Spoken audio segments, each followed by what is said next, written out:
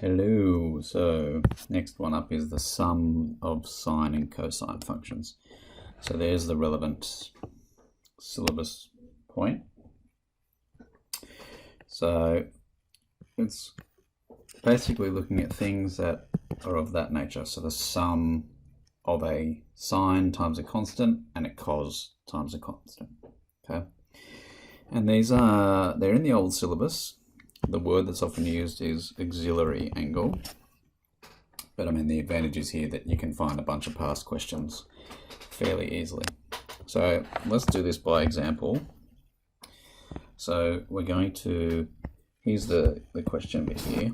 Convert the expression blah into blah, and hence solve this equation. This is the general format, right? The idea being that this equation, as it stands, is difficult, because you've got a cos and a sine and a sum. So you can't like divide by cos, for instance, because then you'd have 2 divided by cos over here and you just have a sec. So you're just introducing more problems. But once you've made it just a single r cos, you've just got, r cos whatever equals 2, and it's just a normal calculator problem. Okay. So how do we actually do it? Well, let's start by expanding this thing. So we get r cos plus r sine. So this question's being nice to you, particularly because the plus in the middle is the same as the plus there. Okay, that's something to watch out for. If it's not the same, then the trig is a little bit harder. Okay, and then, so the idea is that this must be exactly the same as 3 cos x plus 4 sine x. And you'll notice I've lined things up quite intentionally there. So what does it tell me? Well, it tells me that the 3 must be the same as r cos alpha, right? Because they are the coefficients of cos x in the 2 different examples. Similarly, the 4 must be the same as r sine alpha. And so,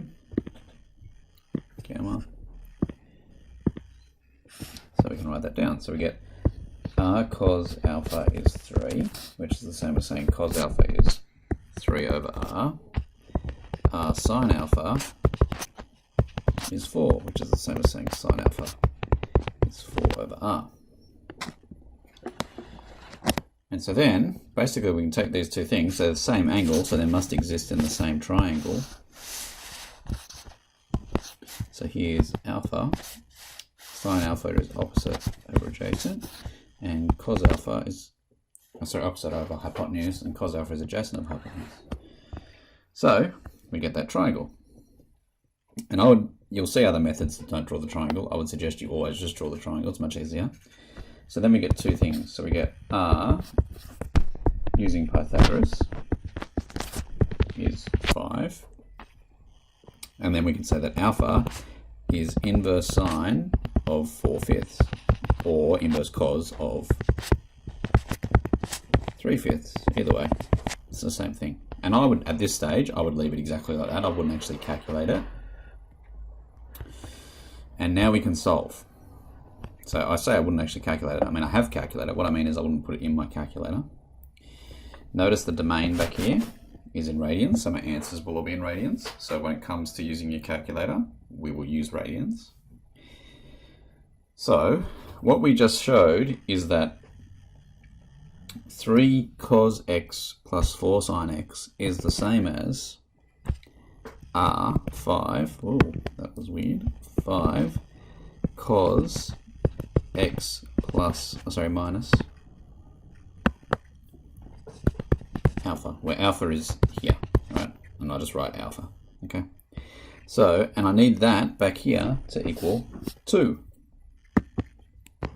So I can now say, all right, 5 cos x minus alpha is 2. And now I can solve this just like a normal trig problem. So I divide by 5.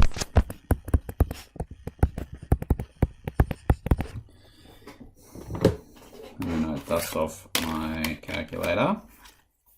So it's positive cosine, so it's going to be in this quadrant and this quadrant. And remember, it's important that you remember that it's x minus alpha that I'm solving for here. not just x. So inverse cos of 2/5 is 1.159 blah blah blah radians, or 2 pi minus 1.159 blah blah blah. And then I add alpha to both of those things. So alpha is inverse cos of 3/5, which is 0.92 something or other. So I get that x is inverse cos of 3/5 plus inverse cos of 2/5.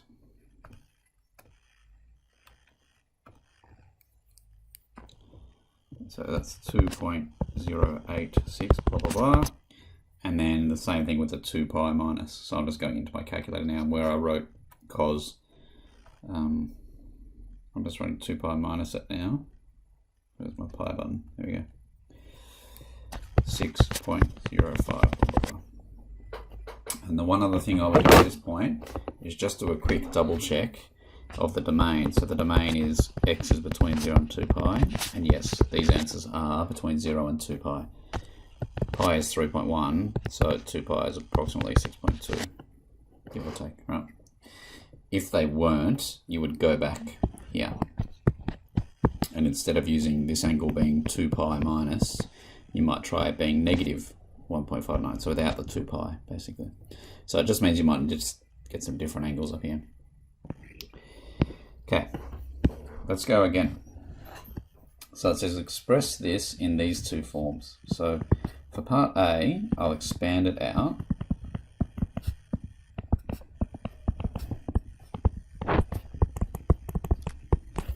And that equals cos x, sorry, sine x plus cos x.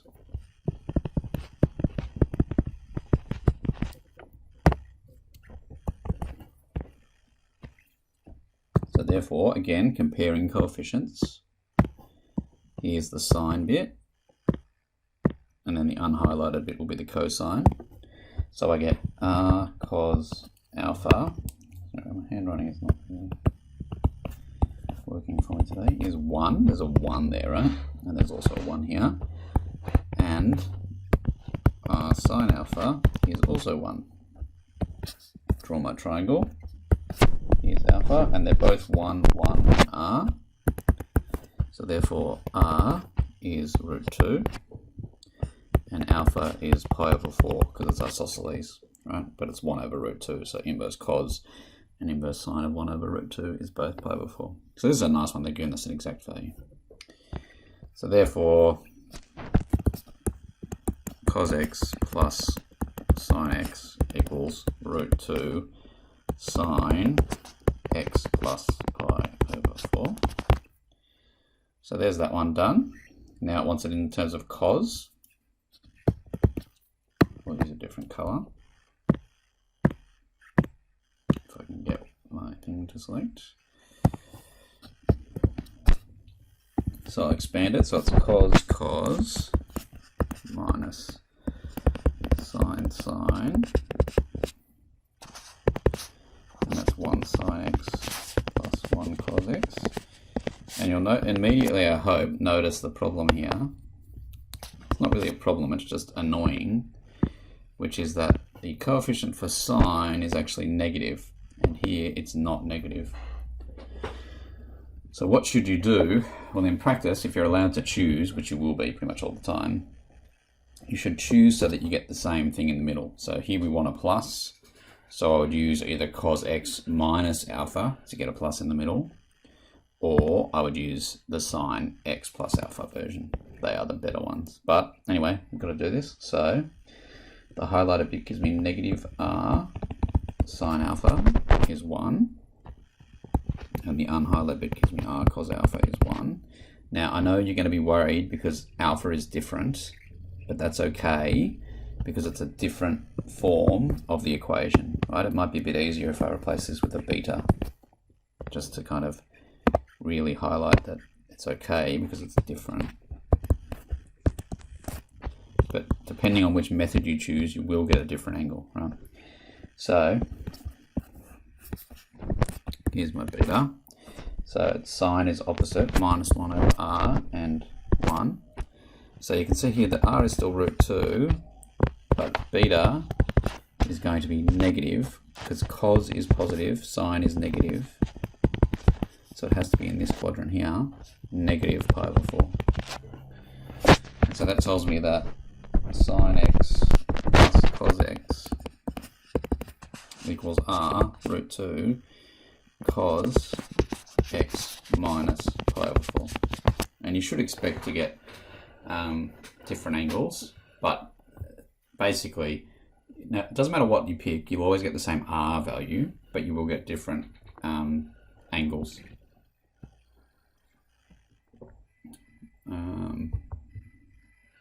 Oh, sorry, they wanted alpha to be between 0 and 2 pi. So, yeah, I should have actually picked 2 pi minus pi over 4, which is 7 pi over 4. But whatever, doesn't matter. So that says sketch the curve showing all intercepts. So I'm going to sketch this one here, just because it's a bit easier.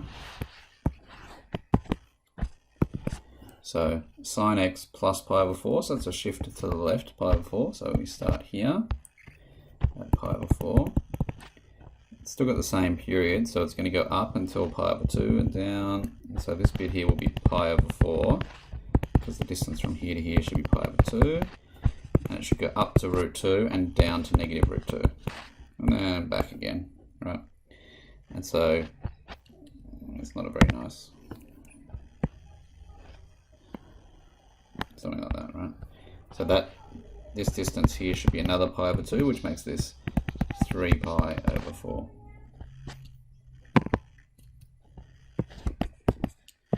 And then the whole distance from there to there should be 2 pi, so that would be 7 pi over 4. And then the midpoint here would be 5 pi over 4.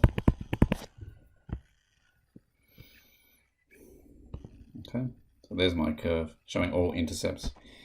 So when x is 0, this is 1, because it's root 2 sine pi over 4, which is 1.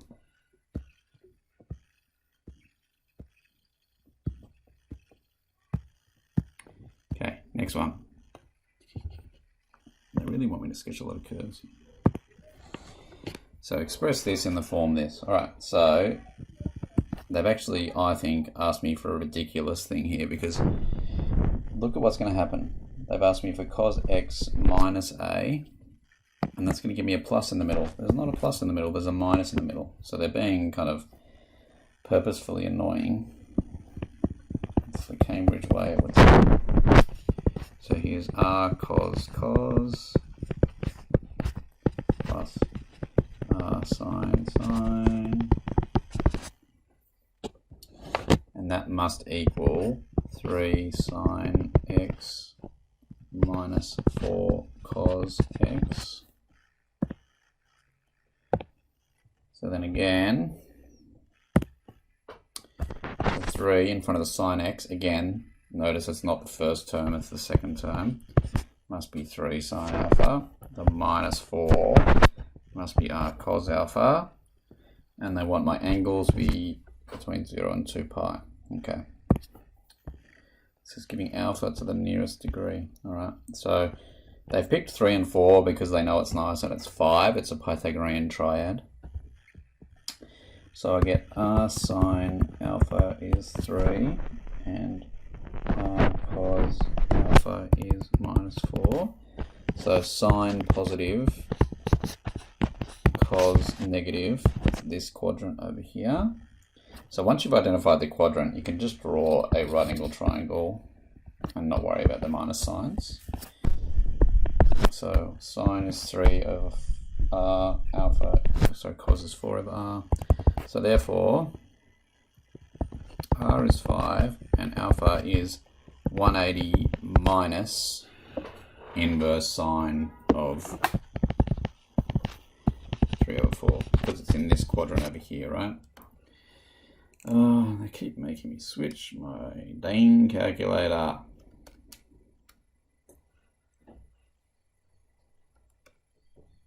Three over 5, Thank you, Georgie. Very good. Well spotted.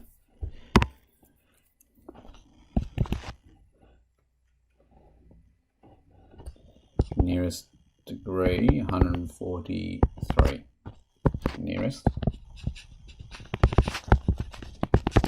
Can I squeeze in a sketch down here? Kind of. So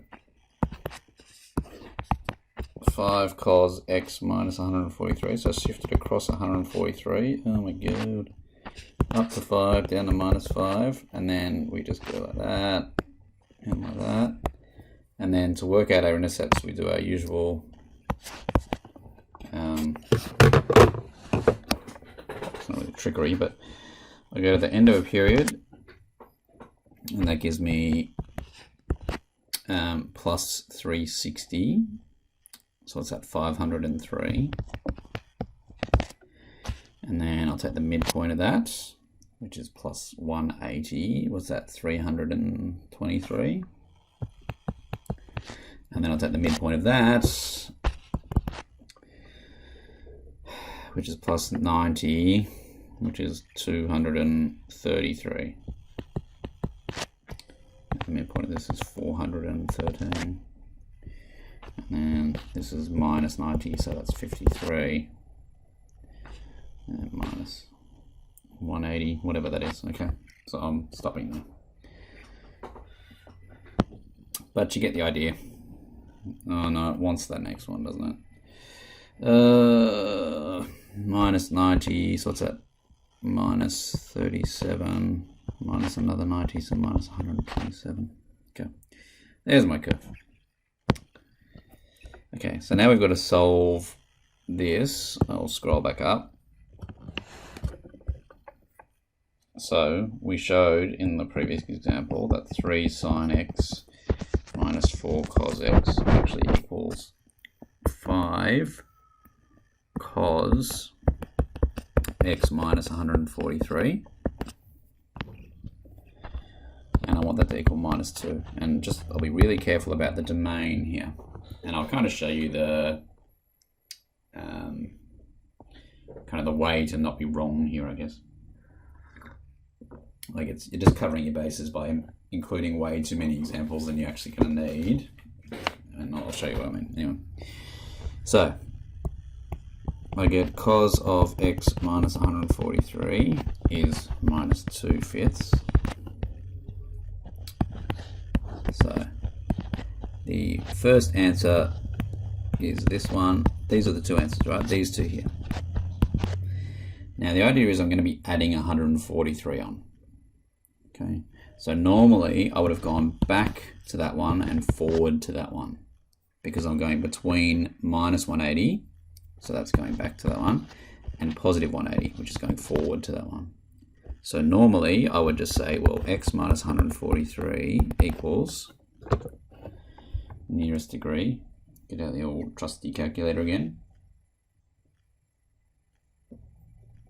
And I get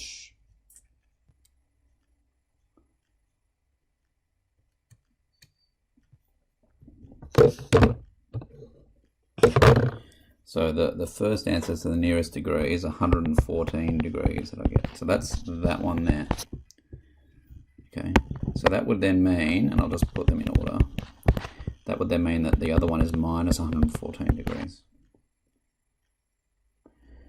Okay, now in order to kind of assure your correctness, you just add some more. So this one here is going to be that angle shifted back 360. Okay, so what does that leave me? 246. Now, if I wanted to be exceedingly careful, I know this is actually not going to be required. I could do another one because I'm adding on 143. So I want to kind of give myself more back on the negative side. I could subtract 360 from this one, but I can just tell that that's not going to be necessary, right? So then I add 143 to them, and I get minus 143 for the first one. That's weird. No, 103. And now get 29 for the next one. And the next one will be too big, right? It'll be 257, too big. But notice that this one, minus 360, gives me that one.